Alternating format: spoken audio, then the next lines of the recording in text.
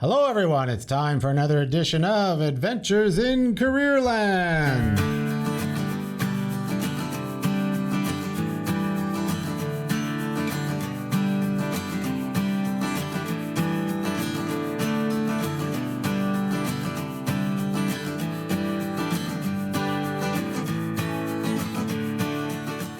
I am your host, Adriano Magnifico. I'm the career lead at the Riel Arts and Technology Center, and that's a very cool place that allows students in high school, some post-secondary types, but mostly high school students in the Riel School Division and beyond to participate in extra learning, more technical, more hands-on learning in applied business management, automotive technology, baking, building trade, culinary, aesthetics, electrical, plumbing. Here's a place where you can, in your high school experience, think about how you can move past an academic program.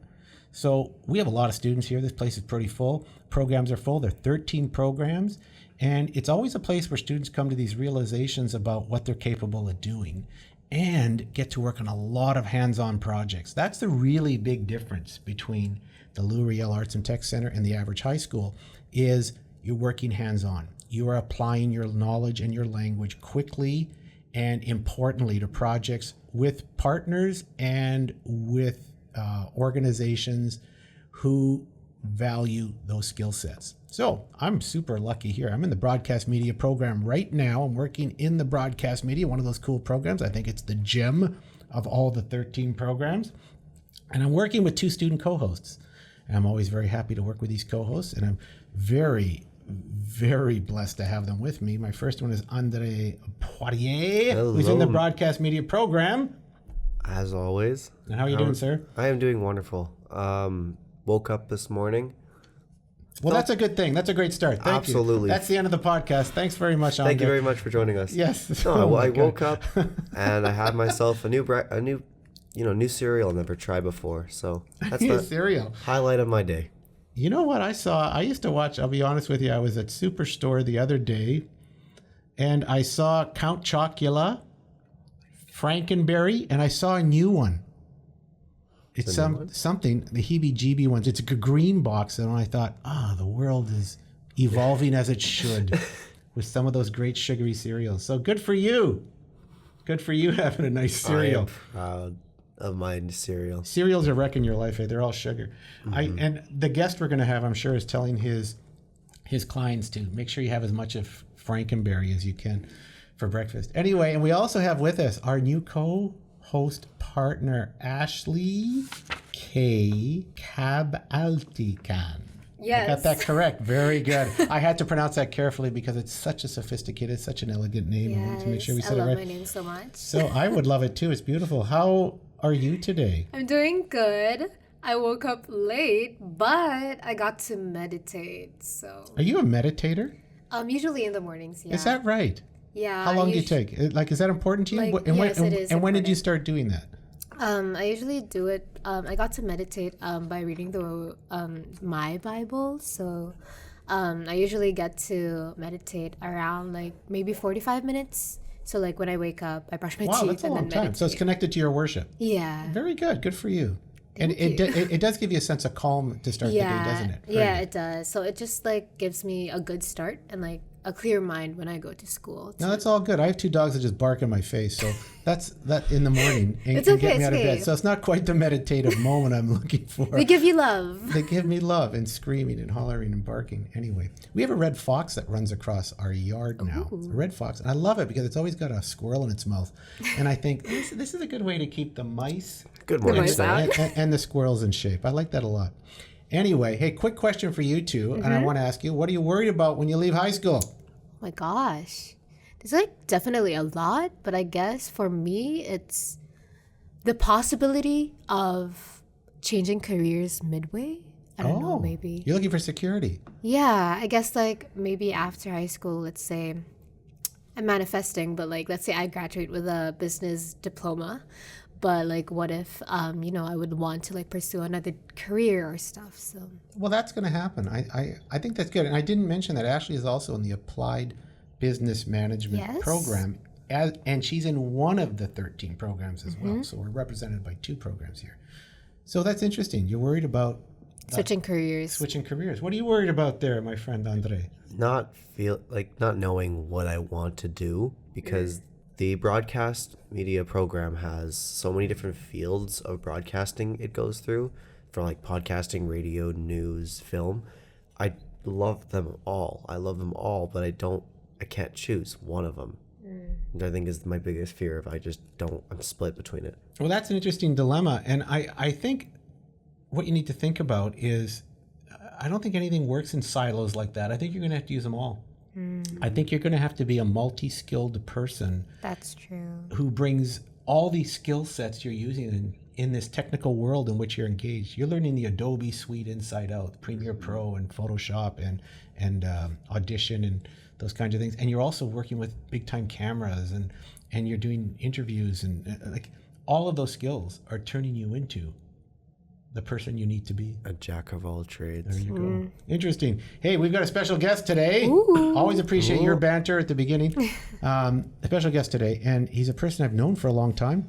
Very smart person, very smart fellow, who's working in Calgary, and he is a player agent, which is pretty cool. But I've known him for a long time.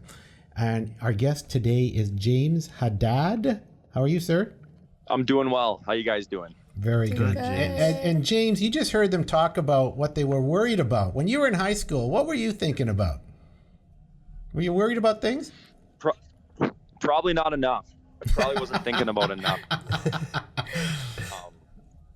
I love this guy already. Yeah, I mean, I was getting ready to go to university out at UBC, and I probably, like a lot of kids in high school, you just figured that you'd go to university, get your degree, and that everything would just fall into place after that.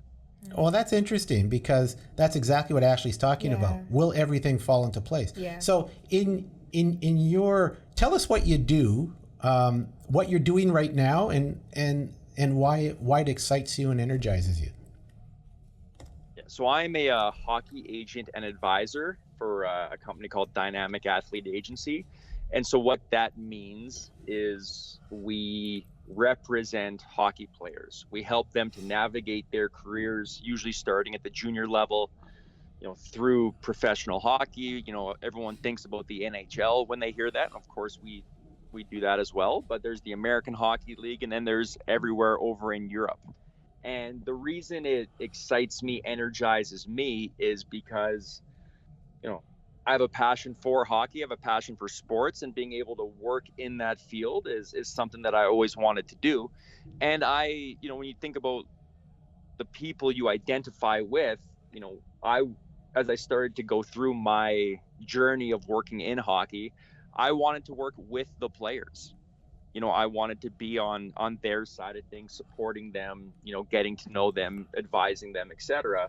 And so that's what really excites me, is being able to help all these kids try to live out their dreams. Hey, that's a nice comment. Good for you, man. Hey, quickly, you're from Winnipeg. You're in Calgary, but you're from Winnipeg. You grew up in Winnipeg. You're related to a family I know.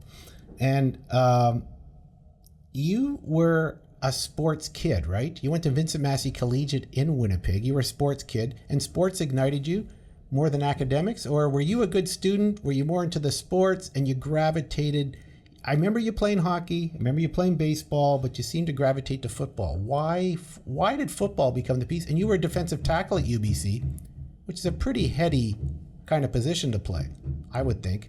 Difficult position, hard-nosed position, injury-riddled position. Why did you choose the football thing? And were mom and dad really excited that that's what you chose? No, I mean, I was, a couple different questions there. First, I was very fortunate that my parents supported me in whatever I did, and supported me without any expectation or without bringing their own thing into it, right? Everyone, I think, knows the trope of like the crazy hockey dad or just the crazy sports parent. And I was very fortunate where I got as much love and support as I needed for my pursuits in sports, but with zero expectation, pressure in that sense. Academically, no, I was, one of those things that is a blessing and a curse, is I was able to do relatively well in school, both in high school and university, with just enough effort. And so, that came to bite bite me later in life when you find out that like it's not going to necessarily be that easy to skate through things like it was the odd math test or whatever the case may be. But no, I knew academics were important, but it was, to be honest, more of a means to an end, because if I did well in school, then the doors would open for me on the athletics side of things. And so why football is, I think football and we really found each other, because when I was playing hockey, when I was playing baseball, when I wrestled as well, played a little bit of rugby, just these different things, I was good at all of them and I liked all of them, but then football and I just clicked. Like it relied on all the best parts of me and like really brought out the things that, like you talk about being kind of energized, alive with my career. Well, that's what I felt with football, is when I was out there on the field with the guys like that, up until that point in my life, that was the most energized, excited that I'd been to that point. Hey, is football the ultimate team game, do you think? I mean, I listen, like, I mean, there's 12 guys on a field. That's the point, right? Like, it's got a lot of people on that field, and everything's so technical. It is in the sense that, especially once you get to say the university level, never mind the pro level, is that you really need 12 guys in unison, all on the same page. Yes. Where, basketball for sure, right? If you have one superstar, they can carry a big load. Hockey, you might not get the same amount of wins, but a superstar hockey player can get 100 points almost by himself. Whereas, to your point, in football, like on the offensive side, it doesn't matter how good your quarterback or your receivers are, if the O-line's not blocking for them, it's not going to work. And you could say that about any combination of those guys, right? If the quarterback's not doing his job, the receivers aren't getting open, that, it's definitely the sport where you depend on your teammates the most, for sure. Absolutely. So I want to come back to something. You told us that your parents and your family gave you a lot of support with your job, right? Yes, that's what he said. With my sports career. So do you take that like kind of motivation you got, or that support you got from your parents, and are you directing that kind of support over to the players you're helping? 100%. And so it's, you have to wear so many hats when you're a sports agent, especially like the younger the player is. Mm-hmm. So when I say a player is, we could be working with a player in junior hockey. Even talk about, we had a player this last year who was a draft pick into the NHL, and you look at him and he's 6'4", and he's obviously like so competent at his sport. He's so good at his sport, and he's an NHL draft pick, and you can really portray or put a lot onto that player in terms of who he must be and how he must think and how confident he must be and all these different things. But he's 18 years old. Mm-hmm. And so he has all the same stuff that any other 18-year-old has. Right? And absolutely, yeah. And so, yes, there's a very, strategy and like big picture and long-term planning aspect of my job.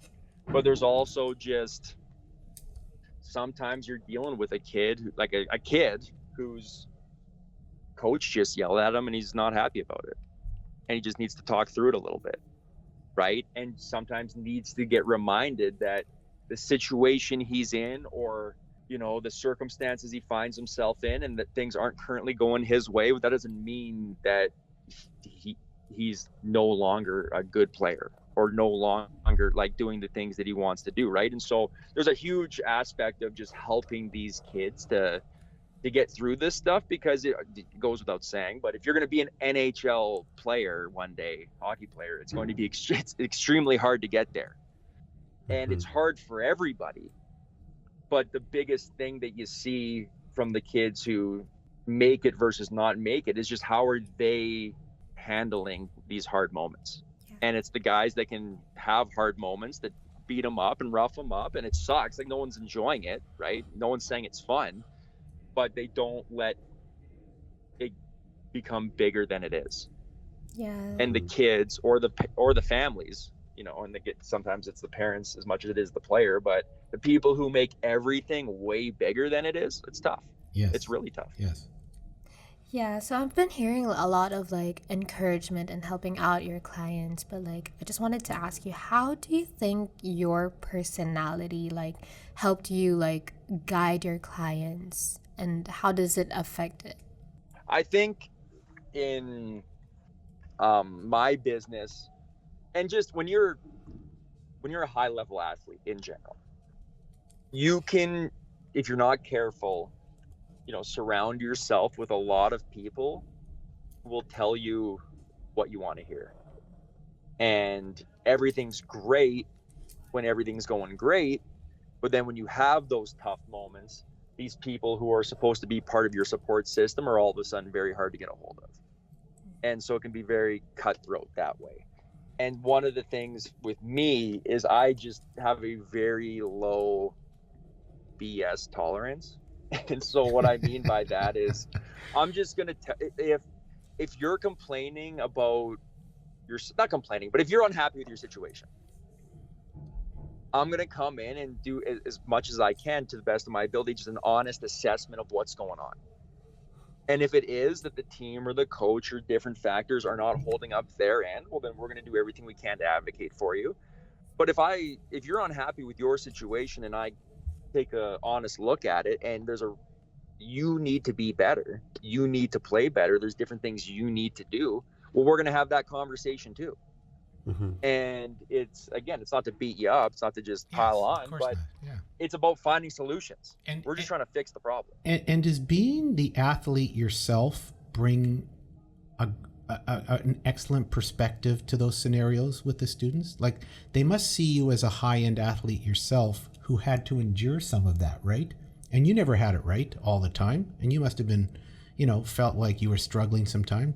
Does that aspect of you being a player yourself really contribute to your ability? And it sounds like you're being kind of like a surrogate dad to them, telling them what they need to hear, telling them what they want to hear, like helping them make good and proactive decisions along the way. Does being the athlete help you do that?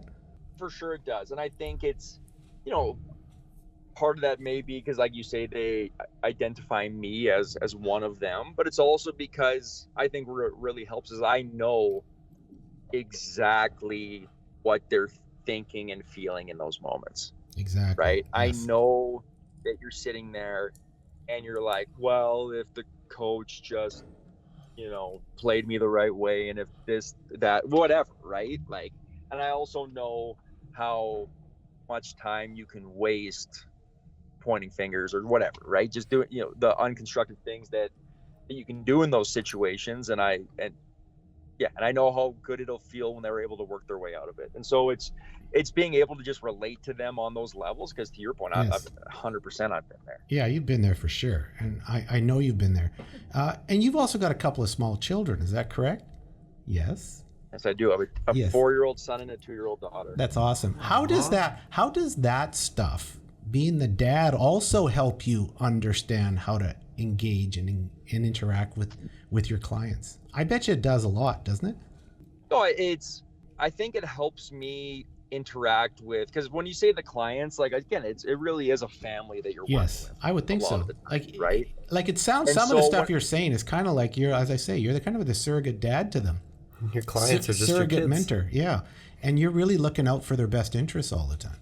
No, and so you're absolutely right. And so I think where having kids has really helped me is with talking to the parents, because it's like, again, I get it. It's your kid. I could say I get it before, but obviously I really get it now. Yes. And so, helping them to navigate how best to help their kids through this type of stuff is a huge part of it as well. Because, again, right, it's, for the most part, the family, everyone I work with, they're great people. They're great parents. They're just trying to do what's best for their kid, but they don't necessarily know what that is. Exactly. In these different moments. So that's interesting. That's where being a parent really comes in. That's super interesting, because we think automatically player agent. There's a whole entourage around that player with whom you must engage, connect with, and build this sense of growth and opportunity moving forward. And that's the parent is a huge part of that, right? that's a huge part of your job, especially these kids. When you said, it really struck me, like you're talking to 16, 17, 18-year-old young men or women, and they're thinking about leaving home, or they're thinking about, I have to do this and work out like I've never worked out in my life. That's got to be stressful for a young kid. No, it's, again, you can take this stuff for granted when, if you're watching the World Juniors at Christmas time, Yes. and you see like the kids on Canada, and you just kind of take for granted that here's like, these 23 kids and they're going to represent their country, but it's like they've, already reached almost the pinnacle of their profession, and they're 18 years old. Yeah, that's 19 amazing. years old. Yes. And everything that comes with that, and everything that it took to get there. And to your point, like that's what people see, but they don't see everything that it took to get there. And it doesn't matter who you are. There's a very short list of guys that it was just kind of smooth sailing right through. Yes, absolutely. Right? They were just the best, and Yeah. they've always been the best, and that's right. That's a that's a single digits list of people in the world in hockey. Yeah. Everybody else, it's been a massive grind, and there's been plenty of doubt and plenty of ups and downs, and setbacks, and whatever.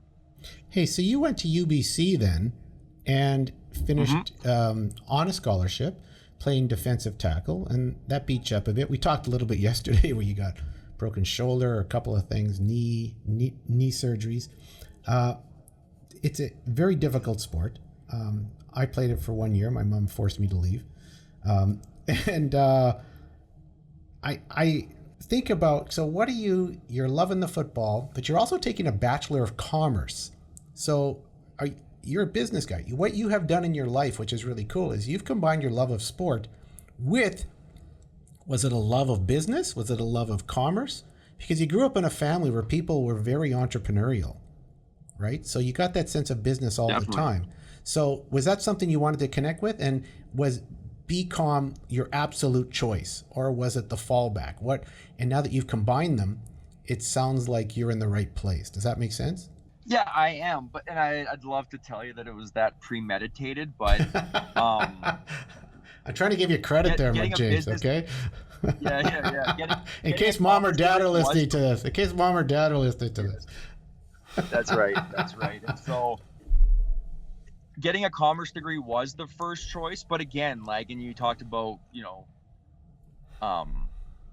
advice things that I was thinking about in high school. Like, this is the stuff I wish I'd taken more of a critical eye towards, just thought about it a little bit harder, because I just was like, I'm going to get a commerce degree, but then that's really where the thought process ended. And so it's worked out in the end, but it's, in a lot of ways, even for someone who went to university, I've ended up having to take the hard road with a lot of this stuff. And some of that was probably unavoidable regardless. But again, I'm sure a lot of people, as you start to look back, a lot of it could have been avoided with of course, maybe some guidance or critical thinking or whatever. But that's the growing pain of life, right? And the struggle, and nothing Right. will ever be set out for you exactly as you wish. It's 100%. And of course, and so when you combine these things, you're in a space now where you start with the nebulous commerce degree. I always talk about that, right? When people take an applied business management or a business diploma or a commerce degree or marketing degree, you get a sense of what's the next job, kind of, but you don't. Like when you take engineering, you're going into engineering. Right. When you take welding, you're going to be Right. a welder. With this one, the world is your oyster. And the hardest part, I love what you've done. Who would have thought you go to a commerce degree and become a sports agent? You know what I mean? How did that happen? Because talk a bit about, you talked about your your British Columbia Lion experience a bit and how it ignited you a bit and where you found that. Talk about how this came to be, that a player agent possibility was on the horizon for you. Well, and that's, I graduated with my degree. And even then, when you talk about not really knowing what to do. So as I'm about to graduate with my commerce degree, I start applying to law schools. And again, it was not because of some grand desire to be a lawyer, but it was just like, okay, so like I'll just, I didn't take any, I'd never not been in school, and probably a lot of that was some nervousness around that. And so now you're just like trying to find the next thing that keeps me in academia. And I, did the LSAT, applied to some schools, got into one, but then was like, I don't really want to go to law school. And so graduated and basically just spent the next 3 years or so, I say wandering the wilderness. Like, I'd get like an internship, or I'd apply for some jobs and do some different things. And it just was like very, very quickly, I was realizing that what I'll call a regular job just wasn't going to be for me for any number of reasons. And, there's nothing wrong with any of them. It's just for my personal taste, it wasn't what I was looking for. And then it's funny, like people always ask me how I got started in this, and it's such a boring answer. Try me. In my probably, I don't remember the exact specifics, but probably at work looking for looking on job boards and looking on the UBC solder, specific job board. Through solder, just because they'd posted there was a local small agency in Vancouver that was looking for part-time help, and I saw it and I was like, I have to get that. And yeah, just applied, never put more effort into a cover letter or anything in my life, and ended up getting it. And so then I was working part-time for this person, evenings and weekends, while, still working full-time at a regular job, and then was eventually able to switch over to full-time and start my own thing, and kind of the rest is history. Let's go back in the past. So maybe when you were in like high school or even younger, what kind of kid were you? Like, do you feel a similarity to how you were as a kid to what your job is now? Well, I mean, the biggest connection between when I was a kid and, who I am now in my career is just the love of sports, right? The love of hockey. Like that really, we haven't gotten into it too much, but this career that I'm in it's a grind. It's extremely competitive, right? It's no holds barred when you're going after and recruiting, the top players in Canada. And it's, there are much easier ways to make a living. I'll just put it that way. And so without that love of this sport and being in the rink and talking this game every day, like if you didn't have that, you couldn't do it. There's no way. And so it really is that love of sports that I built as a child that, carries me now. Of course. Well, that's, that process of coming out and exploring, you're still in exploration stage, I would imagine. Like, I know you're in the right space and you feel like you're in the right space. It's hard, it's a grind. Is the grind part of the fun of it, the struggle? Because that's often, you talked a bit about the purpose, right? Like you went to the solder school, and when you mentioned solder, that's their Asper School of Manitoba. That's the solder school of business at UBC. When you're trying to find your purpose, does your purpose align with yourself when it's pain, when there's struggle? Like, do you feel this sense 100%. of, I'm on a path now and I struggle, but I enjoy the pain? Talk about that a bit. No, I need that struggle. I need it. Like, it's what I feel most alive when I'm doing something hard. And you got to find that balance. Again, advice for people in high school. Whatever you're doing can't be so easy that you're just on autopilot, but it can't always be so hard that you just feel like you're drowning either, right? It really is an art to find that sweet spot with whatever you're doing. But no, for me, like one of the most satisfying things personally for this career is the constant personal development that needs to take place in order to climb the mountain. Well, so when you talk about the sweet spot, is that something you can ever get, or is that something you just keep moving toward and you're trying to find it? It happens in Because even when You're they never say, just, even you're not gonna get there and then just be there, right, right? right, Like right. it's not like, okay, I found it, now I'm here forever. Yeah, and then the But you next, do start to get a sense, I think, about how, you know, how much you can take on and how much you can push yourself, right on. and like how much you can do those things while still, again, not burning yourself out, hopefully. Hey, you spent some time with the BC Lions, and that's where you said you got. Yesterday we chatted a bit. You kind of got ignited. Talk about what you did with the BC Lions, Canadian Football League team.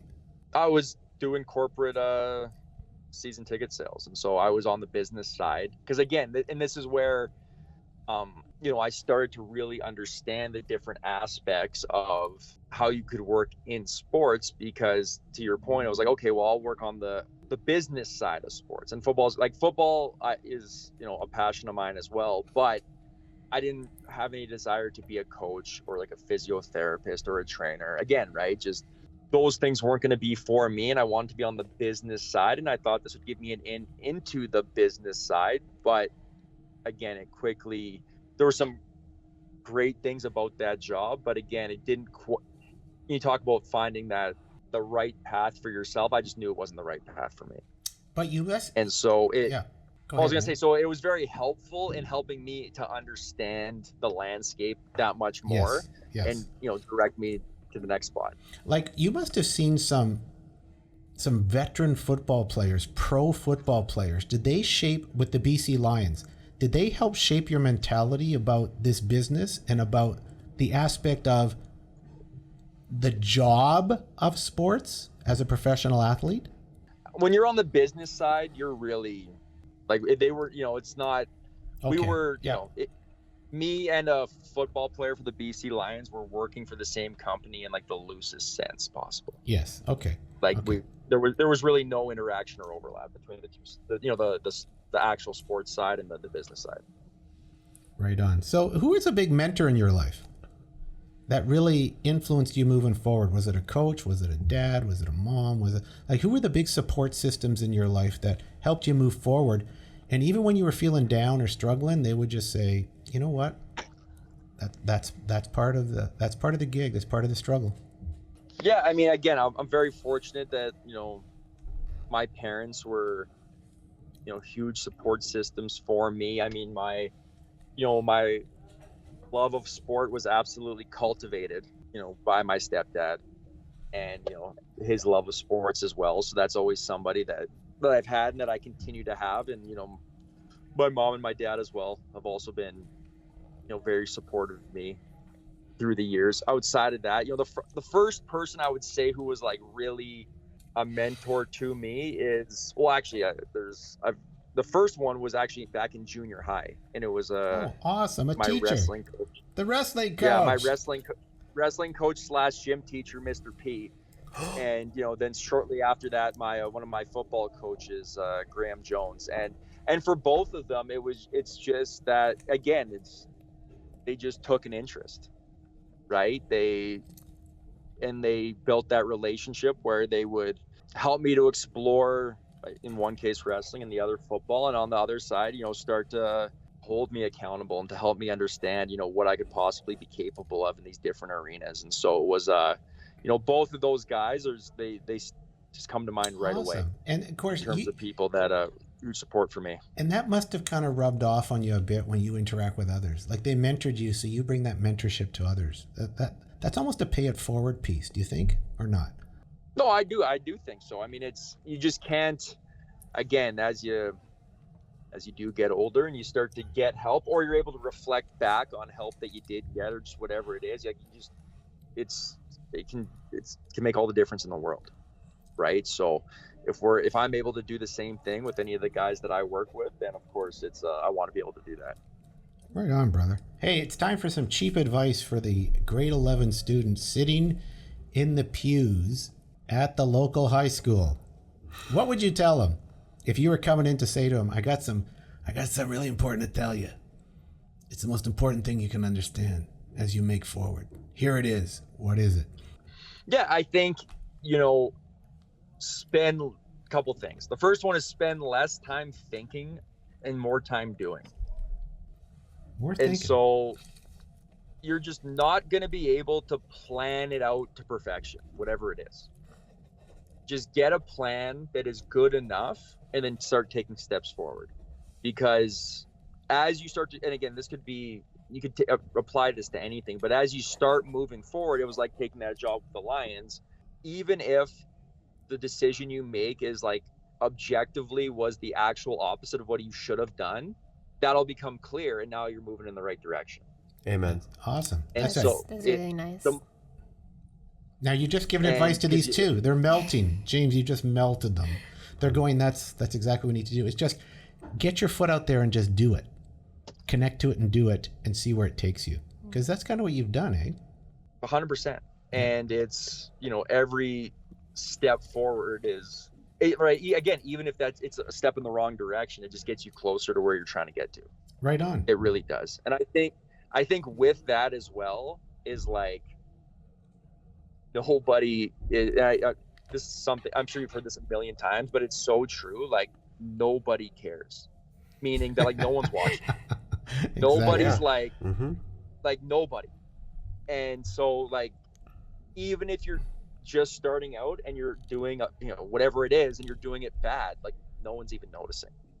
And so again, there should be an immense amount of freedom out of that. That's as awesome. well. Yeah, you know, you're right. The things we perceive that people are looking at us, what they're thinking about us, is usually irrelevant. They're busy with themselves. And usually it's not happening, right? That's great. That's great advice. You're a smart guy. I think people will climb the mountain to listen to this podcast because of your philosophical bent. Well done, sir. Thank you, James. James, we're going to do something with you called Quick Cues. I love quick cues. Quick cues. I love this game. Just so you're aware, Hi, James, James. it's the lamest thing we do, and it's never really been good. But do your best to participate. I'm going to turn it over to Ashley. Who's going to explain it to you. It's pretty simple though. Go ahead, Ashley. So quick cues, as you may have assumed, it'll be just quick questions that I'll be asking you. So these are just a couple questions that could tell a little bit more about you and your personality. Okay, so you choose one side or the other. Yeah, This is not. yeah, There's yeah. no thought on this, James. Okay, it's just quick cues. They're quick. Okay. okay.